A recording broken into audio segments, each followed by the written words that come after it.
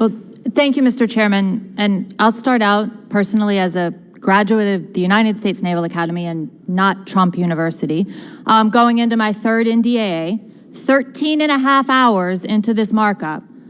We've expended 90% of our time in debate on issues not directly related to the defense of our nation. Do you think the Chinese are debating critical race theory? No. They're building ships and aircraft. They're exercising every element of their military and economic power to expand their sphere of influence, exert their unrecognized maritime claims, fortify artificial features, imposing restrictions on freedom of navigation in contradiction to international law. By the way, they implemented new restrictions on September 1st, which have gone unmentioned in this committee.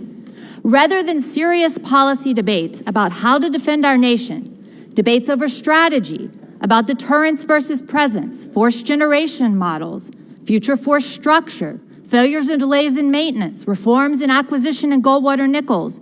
No, we're debating an amorphous theory that our Secretary of Defense has told this committee. Critical race theory is not something that the Department of Defense teaches, professes, or embraces. So think about this. We've sat here and debated critical race theory for 1 hour and 18 minutes. That's 2.5 times the 29 minutes that we spent on increasing the defense budget by $24 billion. An amendment that actually provides real deterrence to the Chinese Communist Party. Imagine that you're the Japanese or the South Koreans or the Australians watching this hearing. The only thing you conclude is that some on this committee are serious about the security of this country and our allies, and some are more concerned about securing political points. They could see us as divided, much as our country is today. Some members understand the serious nature of our challenges, and some members are completely unserious.